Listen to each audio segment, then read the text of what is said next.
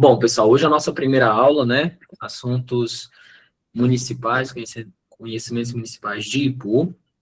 Hoje nós vamos falar e debater sobre a formação, né? Sobre o histórico. No entanto, antes da gente se debruçar mesmo sobre o conteúdo, e aqueles que estão nos acompanhando pelo material, eu estou na página 1, tá bom? A gente vai entender um pouco a banca. Ou seja, a gente vai contextualizar um pouco o conteúdo para a gente se situar aqui, tá? Então, eu lanço para vocês duas perguntas iniciais. Por exemplo, o perfil da banca e também qual o conteúdo que a gente deve priorizar.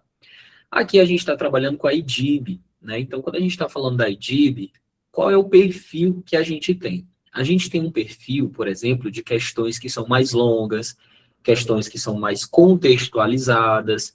Então, a gente vai ver menos questões objetivas, específicas, e mais questões interpretativas, contextualizadas, sabe? Aquelas questões de relacionar verdadeiro, falso, né? Vira e mexe, cai até uma imagem, um gráfico, enfim. Então, ela é esse tipo de questão. Como assim, professor? Então, ela não vai te perguntar, por exemplo, um ano X, o nome do fulano de tal, né? Ela não é perguntinha e resposta. Não, qual que é o perfil da banca? Ela traz uma fonte, um textozinho pequeno, para você contextualizar, para você chegar na resposta do nome de um indivíduo, um nome, uma data, certo? Então, esse é basicamente o perfil da banca, tá bom? O que a gente deve priorizar? Ou seja, o que é importante a gente focar, né?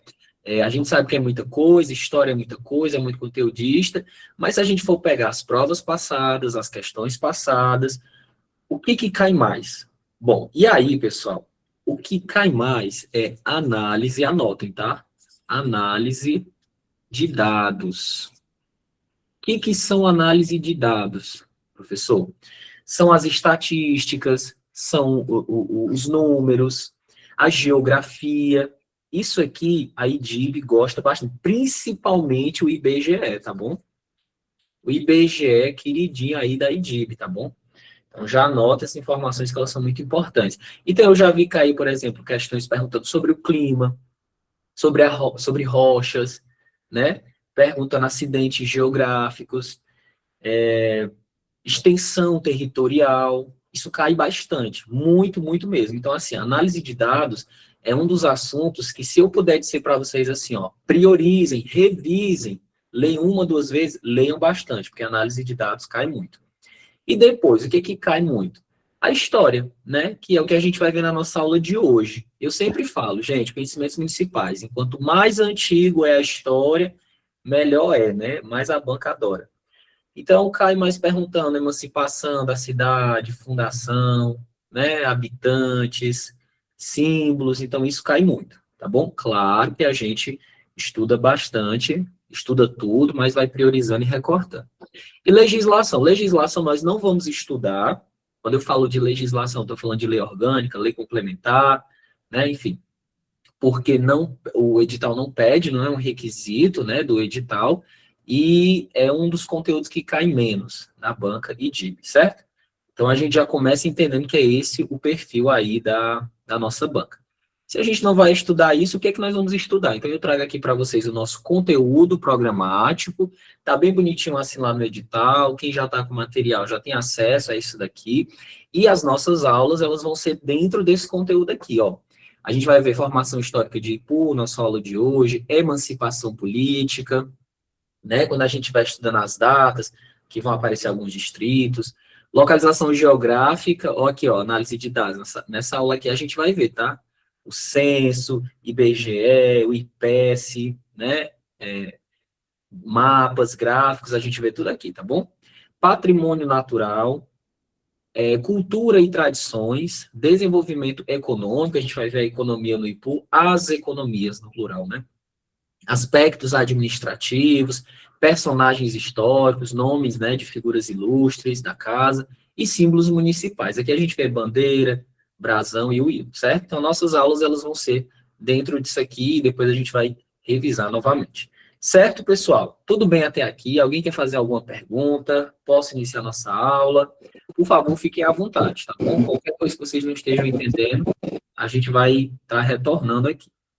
Bom, agora a gente vai ver formação histórica de Ipu. Então, a gente vai ver a história mesmo propriamente dita, né? Que é mais remota possível. Vão aparecer algumas datas, vão aparecer aqui algumas curiosidades, e aí o que for importante vocês irem anotando, eu vou avisando. Bom, vamos iniciar aqui, né? Deixa eu passar que às vezes ele buga aqui. Agora foi. A gente vai começar, pessoal, pela toponimia, ou toponímia, né? Enfim.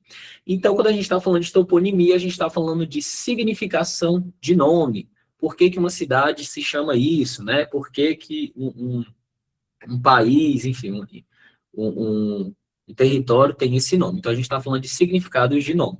Aqui nós vamos observar uma tabela. O que que essa tabela fala para a gente? O nome Ipu, atenção porque eu vou dizer. O nome Ipu, de forma geral, aqui ó, geral, comumente, né, senso comum, o significado é queda d'água. Então já anotem isso daí, que isso aí se for uma questão caindo, a resposta é essa, né? Significado do nome Ipu, queda d'água. Por quê? Porque vem dessa relação do indígena, a gente tem a cachoeira, essa relação da natureza, né? Vem do tupi, né? Os indígenas que vivem aqui eram do tupi, então significa queda d'água. Mas isso não quer dizer que não existem outras nomenclaturas, que outros autores, outras figuras já tenham dado nome. Então, essa tabela está aqui para a gente observar isso. Por exemplo, ó, o Silveira Bueno. Silveira Bueno, quem que foi Silveira Bueno, né? Um naturólogo, historiador, né? Tem muitas obras aí, estudou por muito tempo as tribos indígenas. Ele vai dizer que Ipu significa o quê, ó? Água que surge, que borbulha, né? Fonte, bica, né? A cachoeira aí que eu falei para vocês. Tem uma ligação direta com a nascente, com a cachoeira, certo? A queda d'água, olha aqui, ó, fonte genérica, como eu falei para vocês, de forma geral, Ipu significa queda d'água, interpretação popular, memória coletiva, né? É uma palavra que vem do tupi. Só que a gente também tem o Eusébio de Souza. O Eusébio de Souza é uma figura importante, foi jurista na cidade do Ipu, morou em Recife por muito tempo, escreveu muita coisa sobre o Ipu, memorialista, historiador, naturólogo, currículo extenso, né? Ele vai dizer o quê, ó? Queda d'água. Também vai falar que é do Tupi-Guarani. I, que significa água, e Ipu, né? Onomatopeia de queda. Quem nunca aqui, quem é do Ipu, possivelmente na época da educação infantil já ouviu aquela historinha, né?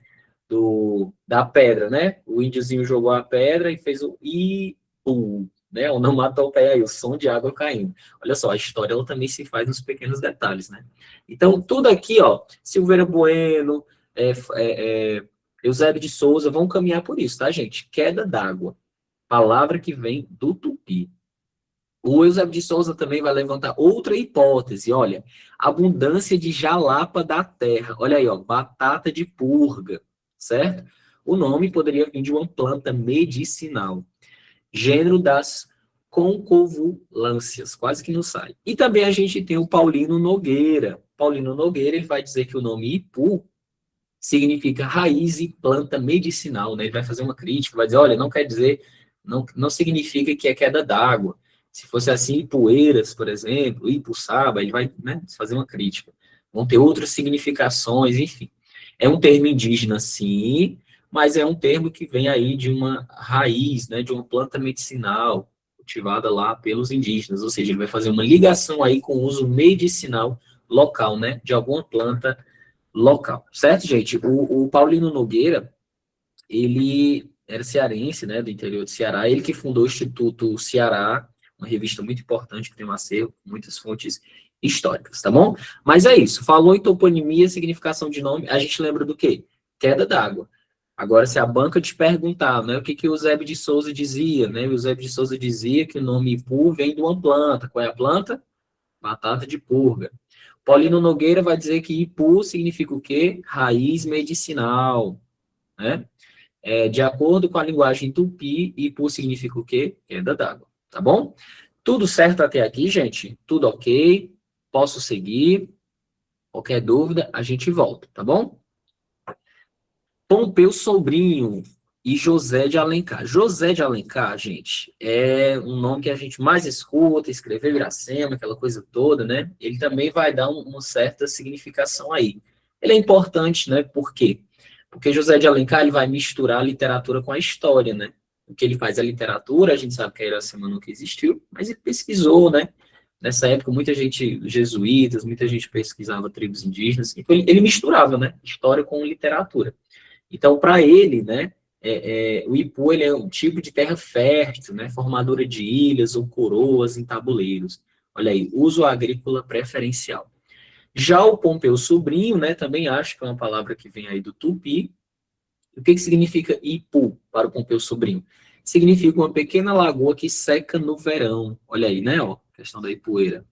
Interpretação mais geográfica do nome. Tudo, de certa forma, tem a ver aí com a geografia, tá bom? Ele já foi engenheiro, né? Já foi escritor, Pompeu Sobrinho, tem muitas obras aí para a gente olhar. E o Batista Caetano, né? Via Paulino Nogueira, ele vai dizer o quê? Contração de Iporru ou Ipoçu. Iporru significa o quê? Alagadiço, que tem água. E Ipoçu, atoladiço, ou seja, né, sumidouro d'água. Termos tupi, com ênfase em terrenos úmidos ou encharcados. Isso aqui, gente, sempre vai estar presente por conta da cachoeira. Sempre, sempre, sempre. Então, sempre vai ter essa questão em relação à água, poços, alagadiços, como eu falei para vocês. Vem do tupi, tem essa observação aí, né, da natureza, tá bom? Então é isso. Se perguntar, se cair perguntando sobre significado de nome, a gente tem que relacionar o nome do autor com o que significou, certo? O Eusébio, por exemplo, vai falar da batata da purga, o Batista, né? O Batista Caetano vai falar do Iporru, né? O José de Alencar vai falar de fertilidade. Então a gente vai o quê, ó? Linkando o autor e o seu significado. Pronto. Agora a gente vai dar uma olhada na origem, certo? E aqui a gente precisa de atenção, por quê? Vão aparecer alguns nomes e também vão aparecer algumas datas. A gente vai recortando aqui, pontuando o que é mais importante a gente se atentar. Inicialmente, sim, estamos gravando, viu, Karine? A aula está sendo gravada. Inicialmente, o povoado nasceu dentro das terras dadas em Sesmarias. O que é Sesmaria, né? Até destaquei. Sesmaria era uma prática que existia na colônia, né, gente, de dar terras, muito usado pela coroa para procriar, para fazer questões administrativas, né, desenvolver atividades econômicas. Era muito comum, até os indígenas já tiveram sesmarias. Sim, algumas coisinhas a gente vai ter que memorizar aqui, Cristina. Então, o Ipu não foi diferente, né, assim como o Ceará, foi dado em sesmaria, certo? Pelo Estado português e alguns colonos radicados em Pernambuco. Viu, gente? O Ceará, por muito tempo, foi dependente aí de Pernambuco, né? Muito tempo foi dependente aí pela capitania de Pernambuco, ligada às terras da matriz de São Gonçalo, da Serra dos Cocos, que hoje é Ipueiras, e a sede da primeira vila, né, Guaraciaba do Norte. A povoação foi construída em cima de um velho cemitério indígena. Por que um cemitério indígena? Né? Porque os tabajaras viviam aqui, né? Então, depois de muita luta, depois que o colono chegou, claro, né, gente, que houve confronto, houve mortes, né? Então, você constrói uma vila, uma comunidade em cima de uma outra comunidade que já existia, né? Então, é uma simbologia mesmo, certo? Então, o Ipu, gente, ele era um território, uma faixa territorial que era administrada aí por Pernambuco, porque o Ceará todo pertencia, né? Estava ligado a Pernambuco, e ele vai ser doado aí em Sesmaria. Para quem? Aí aqui a gente vai ter que ter um pouquinho de atenção. Ó, duas coisas, gente. Os dados que vão dizer os memorialistas, certo? E os historiadores. Pronto, o que é sesmaria? Voltando aqui, que a Raquel perguntou. Sesmaria, gente, é um latifúndio. Sesmaria, ela é uma faixa de terra. É um terreno, é uma sesmaria, certo? E o que era essa prática? A coroa portuguesa, ela negociava terras com proprietários. Então, por exemplo, digamos que eu sou o rei de Portugal, né? E aí eu quero negociar com você, Raquel, a Sesmaria do Ipu. Eu vou dizer, olha, a Sesmaria do Ipu é um terreno grande que tem lá. Se você pegar essas Maria do Ipu, você vai trabalhar, claro, eu como português, você vai trazer parte do lucro para mim, né? Mas você pode morar lá, pode fazer família, faz uma paróquia, constrói uma cidade lá, e assim a gente vai se fixando, certo? Isso eram Seis Marias, pessoal. Seis Marias são pedaços de terra. A coroa fez muito isso na época da colônia, né?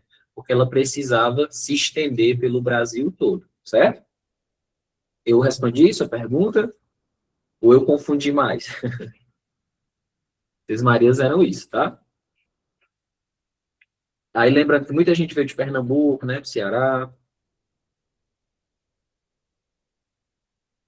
Qualquer coisa a gente volta, tá? Se não tiver ficado claro, gente.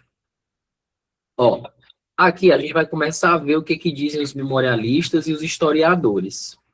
Por quê, gente? A gente tem que escutar as duas coisas. Memorialistas, né, são as pessoas que têm algum gosto pela cidade, vão coletando, vão escrevendo crônicas, né? Escrevem memórias. Só que às vezes eles não estão tão apegados com o documento histórico, tá? Com a fonte histórica. Mas eles são importantes. A gente tem que ver o que é que os memorialistas dizem. Sim, sim, a aula está sendo gravada. E já os historiadores, gente, a história, né, já vai pelo lado da ciência, da fonte documental. Então, aqui a gente vai ver o que é que os dois dizem, tá bom? Ó, vamos começar pelos memorialistas. O que os memorialistas dizem? Ipu está localizado em partes de 20 léguas da terra doadas a quem? Dona Joana de Paula Vieira Mimosa, conhecida como Dona Mimosa, né? Ela é descrita aí como matrona pelas cortes portuguesas de Lisboa, em 1694. Então, a nossa data aqui, né? Ela ganhou as terras aí, né? Em 1694. Dona Joana era missionária portuguesa que aqui chegou para dar início à nossa civilização. Era esposa de João Alves Fontes, muito enérgica, varonil. Olha só os adjetivos, ó. Enérgica, varonil, corajosa, habilidosa, né? Olha como o texto ele enriquece. Isso aqui, gente, é coisa de memorialista. Quando a gente vê assim, a história, ela não escreve assim, vilão, mocinho, ela não faz isso. Ela só descreve o fato, né? Esse aqui provavelmente é um texto de algum memorialista. Colonizou suas propriedades, contribuiu para a catequese dos índios, seguindo os moldes do grande Anchieta, né? E tendo como superior o padre Antônio Vieira. Os índios eram os tabajaras, não esqueçam, tá? Primeiros habitantes aqui da Ibiapaba do Ipu, tabajaras, que faziam roçados e neles plantavam o cará, o iame, o abacaxi e o milho. Quem é que diz isso aqui, Israel? Os memorialistas, tá, gente? Não existe, atenção, nenhum documento histórico que diga que a Dona Mimosa existiu. Isso aqui provavelmente foram as crônicas da época. Mas ela está aqui porque é importante a gente estudar. Se te perguntar, né, quem foi aí a primeira, de acordo com os memorialistas, de acordo com a memória local, com a tradição local, a gente sabe que foi a Dona Mimosa aí que ela é descrita, certo? Nas histórias, tá bom? A gente tem que lembrar disso. Em que ano? Ó, 1694. E aí ela catequizou os indígenas eram os tabajaras. Agora, o que é que dizem os historiadores? A fonte, o documento histórico. Ó, vamos ver aqui, ó. A Praça Central, chamada por seus habitantes de Praça da Igrejinha, está localizada neste útero inicial, viu, gente? O Ipu começa ali no quadro da Igrejinha. Em que aquela sociedade veio a nascer ainda no século XVII. A região entrou em disputa, né, entre padres jesuítas e colonos, até que após a expulsão dos jesuítas do Brasil pelo Marquês de Pombal, as terras e os indígenas que nela habitavam ficaram entregues aos cuidados dos colonos brancos. Isso aqui é verdade, viu, gente? Então, aqui no Ipu a gente não vai ter uma presença tão grande da igreja dos jesuítas, eram os colonos. Aninha está falando, época do romantismo brasileiro, onde as pessoas importantes eram descritas como heróis e heroínas. Exatamente. Essa eloquência aí. Olha o que fala, atenção, olha o que diz o documento histórico. O Ipu foi dado em Sesmaria para quem? Para o capitão Luiz Vieira de Souza, em 1722. Pronto, isso aqui tem na Biblioteca Nacional, né? Tem no Instituto do Ceará, isso aqui, a gente tem este documento. Então, é esse nome que aparece. Em 1722, este grande território que a gente entende como o Ipu, né, foi dado em Sesmaria para o capitão Luiz Vieira de Souza, tá bom? Vamos colocar um resuminho aqui, gente, vou resumir, se tiver muito difícil, tá bom? Vamos lá, ó. Resumo. Primeiros habitantes, Tabajaras, tá? Primeiros habitantes, Tabajaras. Depois, né, a gente vai ter a presença de quem? Dos colonos, tá, gente? Os jesuítas, eles não vão chegar muito para cá, não. Quem vai chegar para cá são os colonos, os proprietários de terra, tá bom? Aí a memória, as crônicas vão falar que uma dos colonos era Dona Mimosa, né? E em 1722, a gente tem quem? O Capitão Luiz. Aí um resuminho para a gente, tá? Se ficar muito difícil, repetindo. Primeiros habitantes tabajaras, eram eles que viviam aqui na Ibiapaba. Depois os colonos vão chegar nessa região. Os colonos vinham de onde? De Pernambuco, né? Os jesuítas não tiveram muita atuação aqui. E depois, em 1722, o Ipu é dado para o Capitão Luiz, certo? Tudo bem até aqui, gente? Tá legal? Tá confuso? Alguma coisa que vocês não entenderam, que quer que eu repita? Tô indo com calma, tá bom? Que é pra gente ir devagar. Tem sim na apostila. Não, esse do Capitão Vieira não tem, certo? Mas ele está aqui, que é muito importante, essa informação, tá? Onde é que a gente pode consultar essa informação? Instituto do Ceará. Podem botar assim lá, Instituto do Ceará. Biblioteca Nacional, tem isso aqui, tá bom? Do Capitão Luiz Vieira de Souza, 1722. Mas a Dona Mimosa é importante, viu, gente? Porque a Dona Mimosa, ela vem aí dessa época, né, dos colonos, ela é descrita, o próprio Eusébio de Souza vai escrever sobre ela, né? Mas esse resuminho aqui, ó, é chave, tá bom? Pra gente não se perder. Algumas datas importantes, né? Algumas datas, elas vão aparecer aqui pra gente, certo? É importante a gente dar uma olhada. Ó, primeira data que aparece aqui, ó. 1740, já havia o arraial com casa de chão, de barro batido, né? Construído com a ajuda de portugueses e pernambucos, né? E vieram para cá. Então, 1740 já tinha gente por aqui, viu? Já tinha algumas casinhas simples, né? De chão ali de barro, né? Chegaram por volta da metade do século XVIII, missionários, né? Vindo aí da Vila Real de Viçosa, continuaram a catequese no local, com a chegada de padres, construíram a capela. Trataram logo de edificar uma capela para orações, era muito simples, né? Aqui os textos vão falar, os textos de época, era de taipa, e a sua frente era virada para o poente. Interessante isso, né, gente?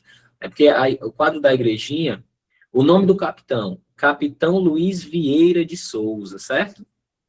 1722, Capitão Luiz Vieira de Souza. Hoje, o quadro da igreja, quem for visitar, né, ela está de frente para o cruzeiro, no sentido de onde o sol nasce, né, assim, enfim. Mas, na verdade, gente, ela era de frente para a bica, né? Ela era construída assim, de frente para a bica. Depois passou por umas reformas, aquela virar de costas, né? Trataram logo de edificar uma capela para orações, né, era de taipa, e sua frente era virada para o poente. Edificada em 1765, uma data importante, e em torno dela surgiu um povoado chamado de quê? De Papo, né? Arraial do Papo, Arraial do Ipu, ou só Papo, né? Nomes aí que o Ipu já teve, né? Chamado de Papo. Em 1791, data importantíssima, por carta régia, é criado o município que teve a sua primeira sede de povoação de Campo Grande. Então, é levada à categoria de quê, pessoal? Ó, de vila, né? Quando falou em vila, a gente está falando de quê? De fundação, tá bom? Com o nome do quê? Vila Nova do Rei, hoje cidade de Guaraciaba. É porque Campo Grande, gente, era Guaraciaba, né? Hoje mudou de nome. Apenas em 1840, década de 40 aí, a Vila Nova do Ipu Grande fora transformada em sede da vila. Então, 1791, anotem, data de fundação do Ipu, tá bom? Por quê? Porque é levada à categoria de vila, né? Então, vila é um conjunto urbano, né, gente? Menor que uma cidade. Mas já tem o quê? População, serviços, então tem um status aí importantíssimo. Se te perguntar qual é a data de fundação, a gente tem 1791, certo? Data de construção da capela, ó, 1765, né, ó, certo? Do quadro da igrejinha, ó, 1765. Se perguntarem qual é a data de fundação, data que o Ipu se tornou vila, 1791. Aí os nomes vão mudando, né? Falando aí do nosso aspecto religioso, veio para o Ipu o padre Francisco Corrêa de Carvalho e Silva, né, em 1843.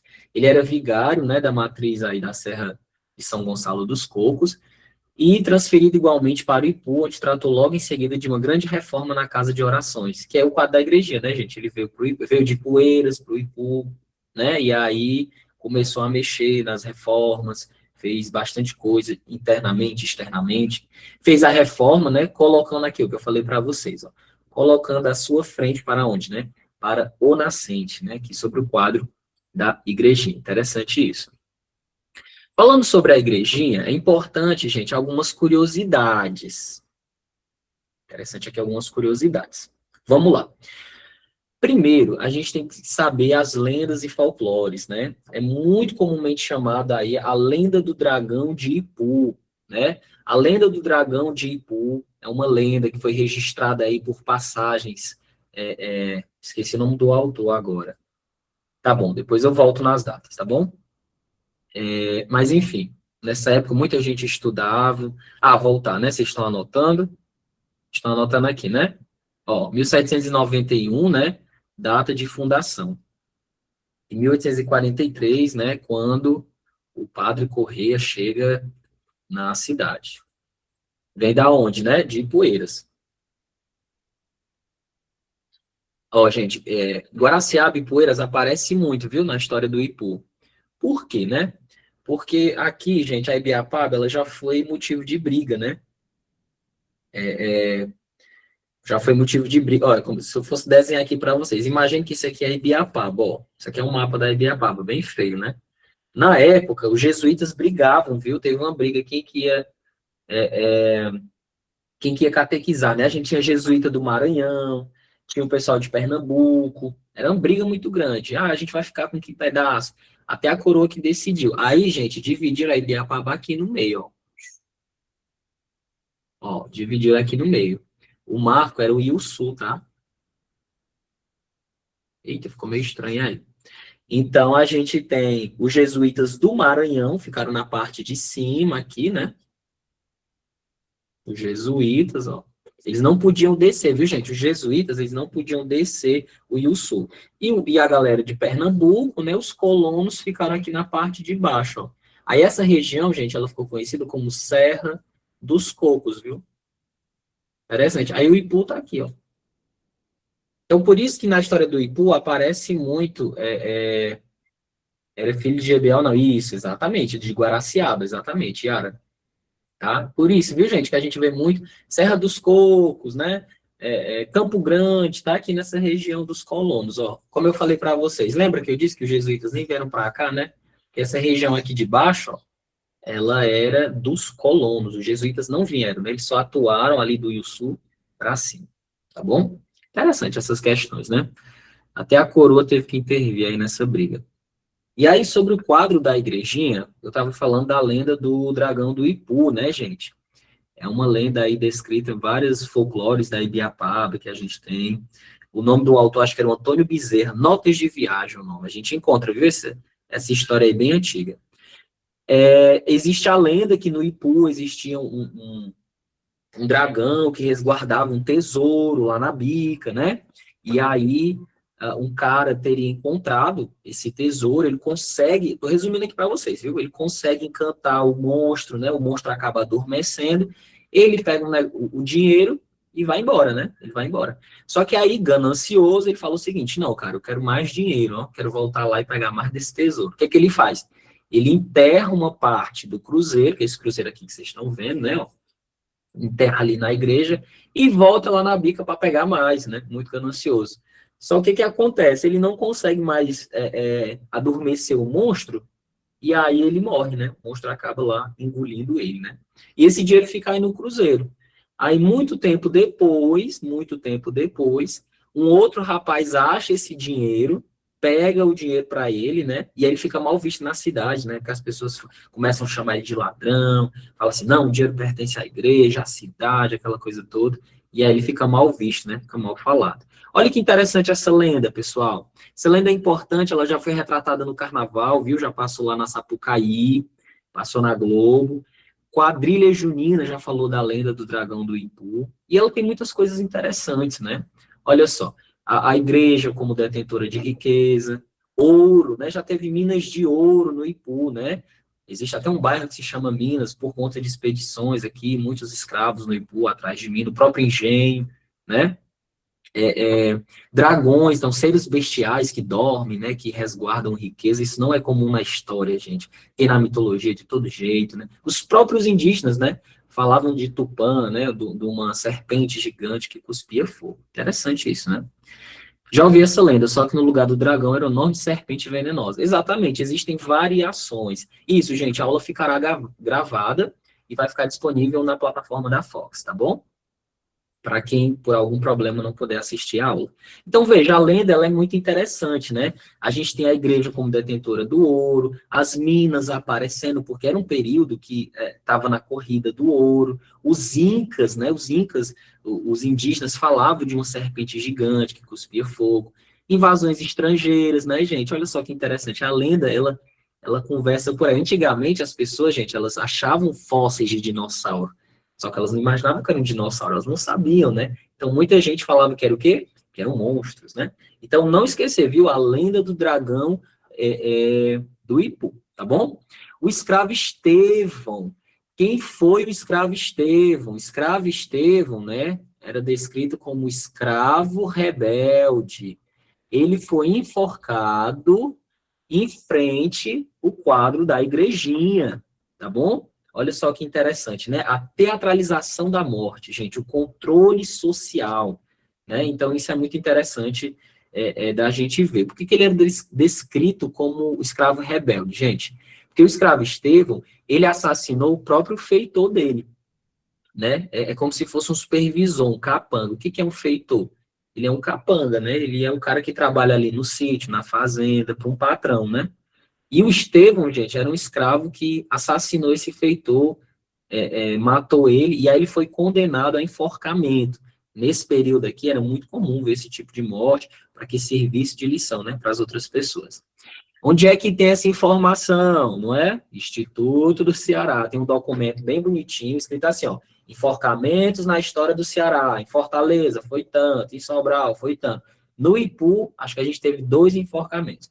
E o escravo Estevão foi enforcado aí em frente à igreja. Aí onde está a pergunta, né? Tem alguma estátua?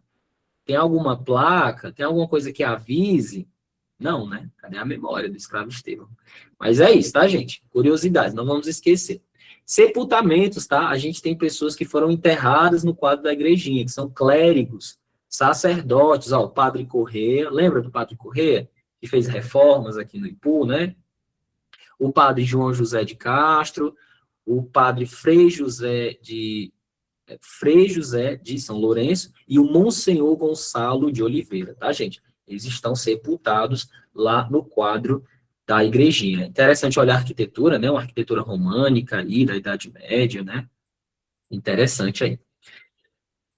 Dúvida, gente? Tudo bem até aqui? Tá confuso? Eu tô muito rápido? Tô muito devagar? Fiquem à vontade, tá bom? Fiquem à vontade, que aí a gente vai conversando aqui algumas questões. No finalzinho eu vou dar um resumo para vocês sobre algumas datas, tá bom? Tombamento, ó, o quadro da igrejinha é tombado, viu, gente? Tombamento é importante, né? Por quê? Patrimônio cultural, olha, diga adora patrimônio cultural, né?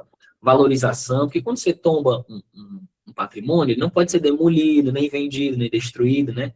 Tem que ser preservado. Então, o quadro da igrejinha é sim tombado. Da igrejinha, Samara, é Nossa Senhora do Desterro. Tá até aqui, ó. Vou botar até um linkzinho, tá? Aqui, ó. Nossa Senhora do Desterro, tá bom? Teve mais alguma informação antes, entrei agora. Bom, quem entrou agora, a gente já comentou algumas coisinhas sobre datas, a gente já tá no meio aqui, tá? Mas não tem problema, gente. A aula ela vai ficar gravada, qualquer coisa vocês podem estar acessando lá no... Sobre o escravo, deixa eu olhar aqui. É assim, Estevão, tá? Às vezes aparece Estevão assim, mas eu encontrei escrito assim, com AM, tá bom? Mas na dúvida é só lembrar do Estevão, tá bom? Nossa Senhora do Desterro. Uma curiosidade, o quadro da igreja era para ser a matriz, né, gente? Porque ainda não existia a igreja matriz. Ela era chamada de São Sebastião. Só que aí hoje, não esqueçam, tá bom? É Nossa Senhora do Desterro. Então ela é tombada pela COEPA, né? Um tombamento estadual. O que é a COEPA, né? O Conselho Estadual de Preservação do Patrimônio Cultural do Estado do Ceará. A gente tem o nome atribuído à Igreja Nossa Senhora do Desterro, localização Ipu, e o número do tombamento, né? Número 40. Em que ano que ocorreu isso, né? 2015, tá bom? 2015 foi o ano que o quadro da igrejinha foi tombado, certo? Vamos seguindo agora aqui. Deixa eu passar aqui, peraí. Voltar aqui para algumas das nossas datas. 1885, data importantíssima para vocês anotarem. 1885 é elevado à condição de quê, ó? Cidade, viu, gente? Aqui é elevado, é entendido como emancipação política. Então, vocês vão anotar agora aí no materialzinho de vocês, ó. 1791, anotem. Data do quê? Fundação. Fundação.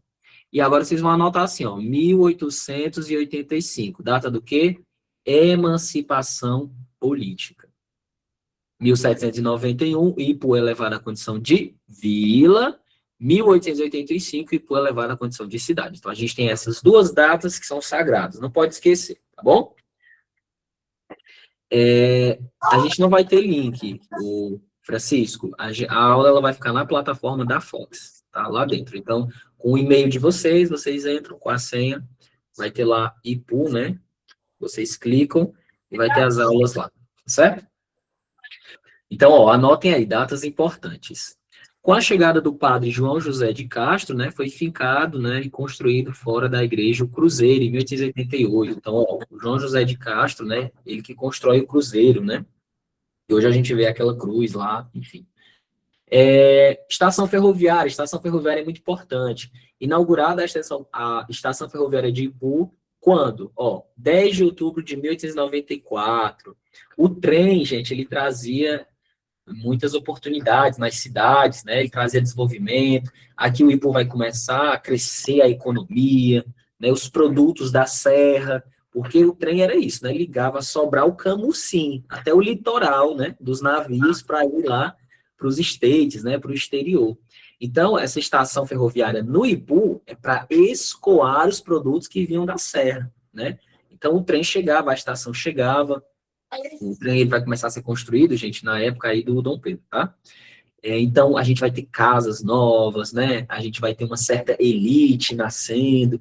Então, a gente vai ter aí uma potencialização do açúcar, uma potencialização do algodão, né? Então, a gente vai ter muita coisa que vai vir com o trem, tá bom? Então, não esqueça, a estação ferroviária, inaugurada em 1894. Sendo o promotor dos festejos o vigário Padre Francisco Máximos Feitosa, né, que junto ao engenheiro-chefe promoveram com muito brilhantismo a inauguração do majestoso templo. Olha só, majestoso templo. Olha só como é escrito, né? Interessante isso. Modelado nos princípios arquitetônicos europeus. Gente, se vocês forem ver o discurso da estação ferroviária, vocês vão ficar assim, boca aberta, né? Como é que esses caras falavam na época. O trem fez o quê? Ó? Progrediu o comércio e a agricultura local. Deixo como sugestão de leitura para quem quiser o livro do nosso professor, o doutor aí, o Vitorino, né, gente? O Vitorino tem um livro maravilhoso, Civilização e Barbárie, que ele fala muito sobre modernidade e sobre a estação ferroviária. Interessante para quem gostaria de ler, tá? E a nossa igreja matriz, né? Olha só, o quadro da igrejinha Nossa Senhora do Desterro, igreja matriz São Sebastião, que é padroeiro do Ipu. A construção da igreja ela foi iniciada sob o comando do padre Aureliano Mota, figura influente na cidade, igreja, jornal, clube, né? Tudo isso na época aí, quando chega a estação ferroviária. A solenidade da bênção da pedra fundamental se deu no dia 18 de outubro de 1914. Olha só, ele benzeu, né? Foi lá, abençoou a pedra que iam construir, né? A igreja matriz. Quem foi o arquiteto? Arquimedes Memória. Gente, o Arquimedes Memória, ele foi uma figura interessante. Ele constrói um mapa do Ipu, tá bom? Olha só que interessante. Na época da colônia no Brasil, a gente tinha muitos morros, muitas vilas, muito beco, tá bom? Quando a gente tem a chegada do trem, né? A gente é uma cidade, a gente é moderno, a gente é chique, não é? Então a gente tem que fazer modelos parecidos com os europeus, com Paris. Se vocês forem ver, gente, hoje a cidade ela é perfeitamente desenhada, o centro da cidade. Foi o Arquimedes Memória que desenhou, viu? Redesenhou, né? O Ipu aí, para se parecer mais com a Europa, né? Porque agora nós somos civilizados, né? Nós somos chiques. Isso é muito interessante observar. Então, ele arquitetou, projetou muita coisa no Ipu, né? Inclusive a planta aí, para se parecer aí com essas ruas perfeitamente arquitetadas, tá bom? E aí carrega um estilo misto, né? A gente tem um estilo romano, que eu estou falando da igreja, gótico e barroco, né? Levou 26 anos para ser construído e foi concluído em 14 de janeiro de 1940. Olha só, a igreja matriz foi concluída em 1940, tá bom? Professor, você vai disponibilizar o arquivo em PDF sobre a história do Ipu? Se for sobre esse material aqui, sim, está no grupo. Quem está no grupo, né, eu já até mandei em PDF isso daqui, tá bom? Posso seguir, gente? Tudo ok, né? Campos de concentração. Falam-se muito pouco, né, sobre os campos de concentração, mas aqui a gente tem que falar sobre os campos de concentração. Cuidado, gente, não vão confundir da época do nazismo. A época do nazismo, a gente teve outros campos de concentração, que tinham a ver lá com os judeus, o Holocausto. Aqui a gente vai falar de um fenômeno chamado de quê? Seca, né, semiárido nordestino, enfim. E nas secas, gente, prestem atenção, eu falei aqui sobre modernidade, a estação ferroviária, muita coisa chegou, né? Só que os retirantes, naquela época, as pessoas não sabiam lidar com a seca, né, gente? Hoje a gente já sabe. A gente já sabe que a seca faz parte da nossa geografia, né? Do semiárido. Então a gente sabe que existem períodos chuvosos até o meio do ano, e do meio do ano para o final a gente enfrenta os famosos períodos de estiagem, que é a seca. Naquela época, o pessoal não ligava para isso, era a época dos coronéis, eles só queriam saber de irrigar, né? Então, muitos retirantes passavam fome porque não havia uma administração dessa geografia, tá bom? Desse entendimento das secas. Então, quando viam as secas, gente, elas eram severas. As pessoas iam para onde? Para a capital. Ora, se na capital é lindo, é bonito, todo mundo é moderno, tudo é bonito, é para lá que a gente vai. Então, eles enfeiavam a cidade. Eles eram os mortos de fome, os flagelados. Isso aqui é a época de Getúlio Vargas. Então, a galera tinha que pensar assim, então esse pessoal não vão ficar aqui, a gente tem que higienizar, né? Alguém que é responsável fala, depois adicionar quem não enviar o PDF. Gente, a gente tem um grupo das pessoas que estão matriculados, né? Tem um grupo lá dos matriculados, né? Quem já está com o cursozinho, que já comprou tudo bonitinho, e a gente vai mandando os materiais por lá, tá bom? Qualquer dúvida, vocês podem acionar qualquer pessoa da equipe da Fox, ou até mesmo no Instagram, que eles adicionam vocês no grupo. E também fica na plataforma. Quem consegue acessar a plataforma da Fox, é só você entrar lá com seu e-mail, com a sua senha, as aulas vão estar gravadas lá e também o material, tá bom? Então, gente, os flagelados, né, retornando, eles iam para a capital, né, para Fortaleza. Só que aí eles achavam muito feio, tinha que higienizar. Então, criou o campo de concentração. O que foi o campo de concentração? Era um lugar onde a gente ia prender esses mortos de fome, esses sertanejos, esses flagelados, para que eles não ficassem na cidade, não atrapalhasse o projeto aí da modernidade, tá bom? Isso foi na década de 30, viu, gente? O Ipu teve um campo de concentração. Durante a seca, o poder público isolou parte dos sertanejos em 7 campos de concentração. distribuídos em lugares estratégicos para garantir o encurralamento de um maior número de retirantes do sertão do Ceará. Esses campos de concentração apresentavam-se como espaços privilegiados para um estudo sobre a construção dos lugares de isolamento da pobreza, em face do medo que a multidão faminta causava em Fortaleza durante as secas. Exatamente, lá no Espraiado. A igreja tinha como objetivo apaziguar os corações e colocarem na mente dos flagelados as suas condições precárias como um destino que Deus houvesse traçado. Eu vou deixar até aqui como sugestão vocês lerem os artigos do professor Raimundo, viu? Professor Raimundo, historiador, doutor, escreveu sobre as secas aqui sobre os campos no Ipu. Na época, o vigário era o Monsenhor Gonçalo Lima, viu, gente? O padre Monsenhor Gonçalo, ele fazia muitas visitas, tá bom? Nos campos de concentração, porque eles não poderiam sair de lá, né? A sua localização no Ipu ficava a 3 quilômetros do centro da cidade, em uma localidade chamada de quê? Espraiado. Anota. Onde era que ficava o campo de concentração do Ipu? No Espraiado, tá? Hoje não existe no espaço. Interessante, no Ipu, o pessoal trata a história de um jeito engraçado, né? A gente não tem nada para mostrar, assim. Tem da galera dos memorialistas, aí a gente tem, né? Cuidado, viu, gente? Como a gente escreve nossas histórias, o nome das nossas praças, as nossas estátuas. A história, ela é feita de lembranças, mas ela também é feita de esquecimentos, tá bom? Não tem nada lá, não tem nenhuma placa, né? E a gente teve tanta gente que morreu lá. Tem documentos que afirmam que eram mais de 12 mil pessoas. Vocês têm noção disso, gente? 12 mil pessoas. Hoje não existe no espaço, né, que foi o campo Suas Ruínas. Nada foi preservado de forma material. Só existe na literatura, né? O único campo de concentração preservado foi do senador Pompeu, viu, gente? Que é símbolo. O Espraiado é interessante, né? O campo ele tinha que ser estratégico, porque as pessoas chegavam de trem, então elas tinham que ser evacuadas ali, né, próximo à linha do trem, mas também era próximo ao cemitério. Então, questão de evacuamento aí, né, quando as pessoas faleciam. Aí surgiram bairros periféricos, por exemplo, as Pedrinhas. Por que o bairro é chamado de Pedrinhas? Porque os flagelados levavam as pedrinhas, né, gente? Levavam as pedras lá para fazer os calçamentos. Muitos, olha só que interessante, muitos retirantes foram utilizados aqui no Ipu para construir escola, para construir um monte de coisa. Tem jornal da época que fala disso, né? Jornal aí da década de 20, por aí, que fala que esses flagelados, eles trabalhavam aqui, eles eram utilizados, né, gente, nas obras. Então é interessante. Não esquecer, ficava no Espraiado. Que dizem que é dessa época dos campos. É interessante. Ó, tá aqui os campos que a gente tinha no Ceará. A gente vai ter Fortaleza, né? Fortaleza a gente vai ter mais de um, que é 7 ao todo, né? Então aqui conta-se como se fosse 2, né? No Ipu, Quixeramobim, Senador Pompeu, Cariús e Crato. O Ipu tá aí no meio, né, gente? O Ipu era estratégico. Então, isso aí foi feito no Ceará para que os retirantes, né, o pessoal que vinha da seca ali, não pudesse ultrapassar.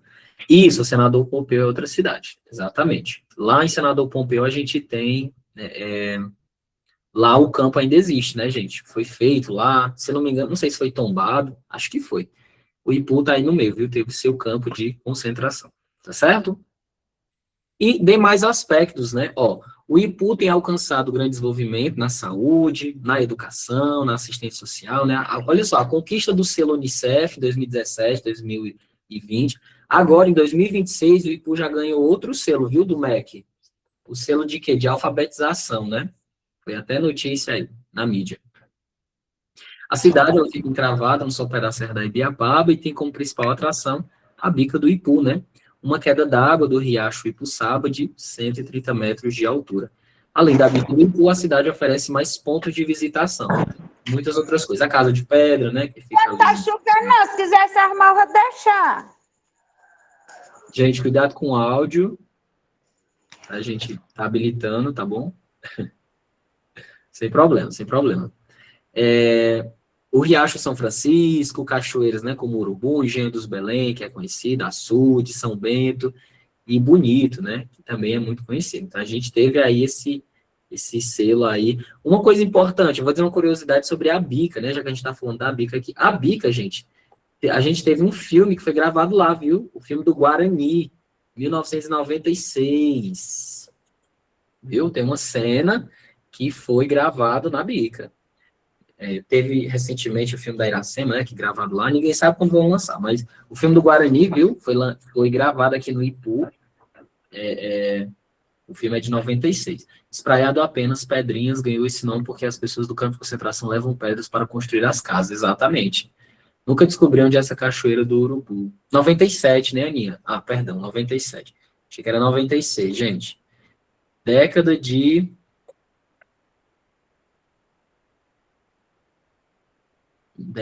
de 90, tá certo? O filme, tá certo. Viu, gente? Então, aí a gente tem muitas curiosidades bacanas, né, pra gente focar. Antes da gente ir para os nossos exercícios, a gente vai fazer um resumo aqui, que eu queria que vocês anotassem esse resumo comigo, tá bom, gente? É muito importante a gente anotar esse resumo aqui, para quem ficou ainda com alguma dúvida em relação a datas. Eu quero que vocês anotem esse mapa mental. Vamos fazer aqui um mapa mental junto comigo, ó. Eu vou colocar umas datas e vou descrever aqui para vocês essas datas, ó. 1722. O que a gente... Ó, voltando aqui as datas importantes. Sesmaria do Capitão, ó. Sesmaria do Capitão Luiz. A Maria Evaneide levantou a mão. Você quer perguntar alguma coisa?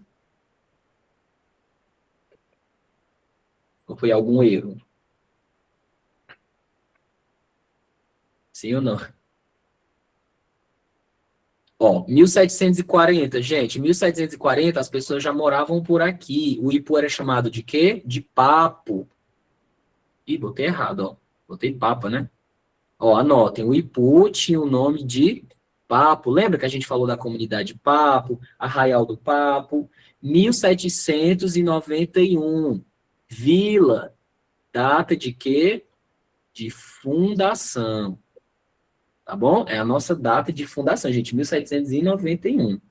Era chamada Vila Nova del Rei, ó. Vila Nova del Rei. Às vezes é com I, né? Às vezes é com Y. 1840. 1840, gente, é uma data importante, por quê? Porque o Ipu, ele muda de nome, ele se chama só Ipu Grande. Ó, Ipu Grande. E aí a gente vai ter a data de 1885. Ipu elevada a status aí de cidade, é a sua data de emancipação, política. Pronto. Esse resumo aqui não tem erro, gente. Tá aí, ó, em ordem bem bonitinha para vocês não se perderem nos nomes. Essas datas, elas são importantes. A gente vai voltar com essas datas depois, mas aqui é um resumo para quem não entendeu. Vou repetir. 1722 é a sesmaria dada para o capitão Luiz Vieira. 1740, né, o Ipu se chama de quê, pessoal? De Papo. 1791, data de fundação, o Ipu é elevado à condição de vila, né? E o nome é Vila Nova del Rei. Por que o Ipu se chamava Vila Nova do Rei? Provavelmente era alguma homenagem à coroa, né, gente? Ao rei, que na época era o Dom João. 1840, o Ipu passa a se chamar Ipu Grande. Só 1885, nossa data de emancipação política. Tem uma aula que a gente vai conversar um pouco aqui. Isso, sede em Campo Grande. Exatamente, aqui, em 1790. Certo? Que estava vinculado ainda a Guaraciaba. Campo Grande, a gente lembra de Guaraciaba, tá bom? A gente vai conversar, gente, sobre essa data aqui, ó, 1840, tá? Essa bem aqui. Porque essa data aqui é o que está na bandeira, né? O que está no brasão, que a prefeitura considera como sendo a emancipação da cidade. Porque nessa época aqui o Ipu ganhou certa autonomia. Mas nos termos como a gente entende hoje a emancipação política, a gente acaba entendendo 1885, né? De forma histórica mesmo. Mas 1840 aparece aí nos símbolos, tá? Cuidado para não confundir. Vai ter uma aula que eu vou falar, a gente vai falar só sobre isso, tá bom? Só sobre as elevações. Mas é isso, gente, ó. Tira print, anota aí no caderno, circula. Era no Capitão Luiz Vieira, tá bom, gente? O Capitão Luiz Vieira. Não esqueçam da Sesmaria, Luiz Vieira de Souza. Tá bom? Não vamos esquecer. Nosso aniversário é comemorado em qual ano? A de 1840. 85. Coloca a contar a idade a partir de 85. Entendeu? A gente vai conversar. A prefeitura, isso acontece muito, gente. A prefeitura às vezes acaba escolhendo uma data, enfim. Mas o correto é 1885, tá? Isso aí é as nossas datas que a gente não pode esquecer. Agora vamos, os nossos 4 minutos finais aqui, né? Para a gente ir para as nossas questões. Vamos lá, ó. Em que região do estado do Ceará está localizado o município do Ipu? Gente, a gente falou lá no iniciozinho, né? Está localizado em que região? Sul cearense, Sertão Central, Noroeste ou região metropolitana de Fortaleza? O que vocês marcariam aqui, hein? Questãozinha 1. Ó, o Eduardo falou C, Maico, Beatriz. Muito bem, letra C, Noroeste, tá? Não vamos esquecer, gente, ó. Vou até mudar aqui. Questão 1, nosso gabarito é C, né? C de quê? De concursado, olha aí.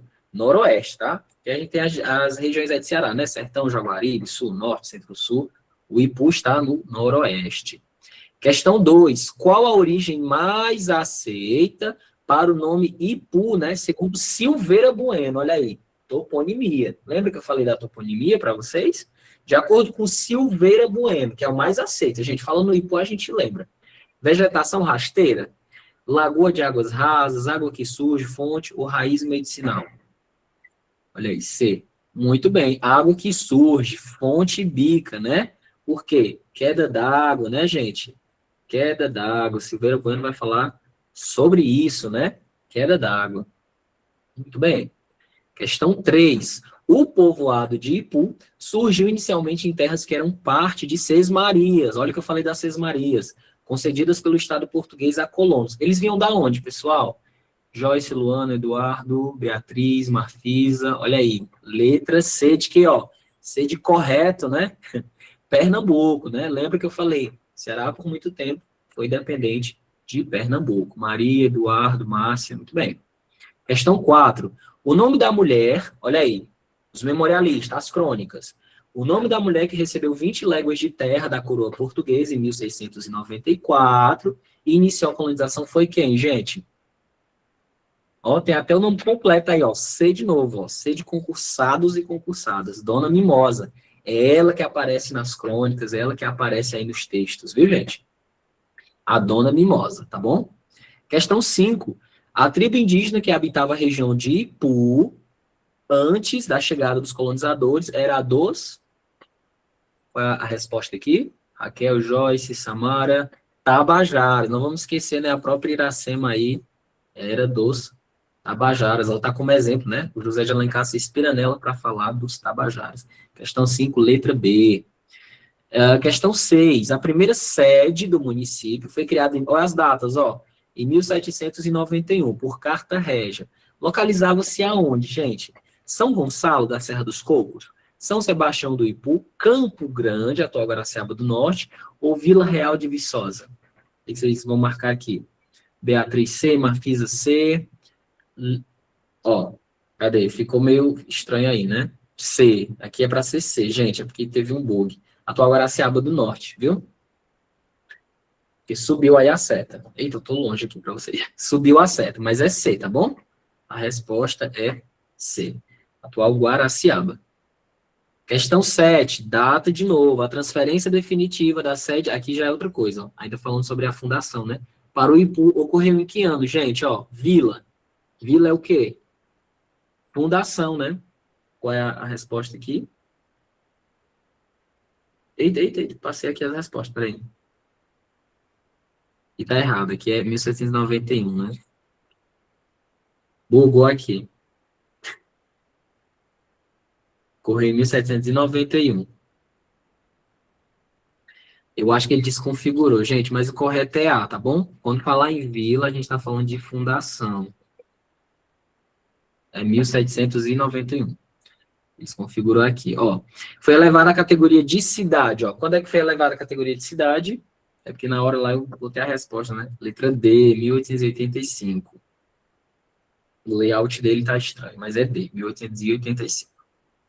Bem, Raquel, Joyce, questão 9, nosso tempo está passando aí. A construção da Igreja Matriz de São Sebastião iniciou-se em 1914. Quando é que foi concluído, gente? Vocês lembram da conclusão? Quando é que foi concluído? Letra C, muito bem, 1940. E nossa última questão, né? O campo de concentração de Ipu foi criado durante a seca de 1932. Localiza-se em... Qual era a região? Espraiados. C, né? De concursados. E é isso, gente. A gente encerra aí, passando um minutinho da nossa aula, tá bom? Vai ficar gravado para quem por alguma questão perdeu. Agradeço a atenção de todos, desejo aí um ótimo final de semana. Qualquer dúvidas, reclamações ou sugestões, vocês podem estar entrando em contato, tá? É isso, pessoal. Vou encerrar aqui nossa aula.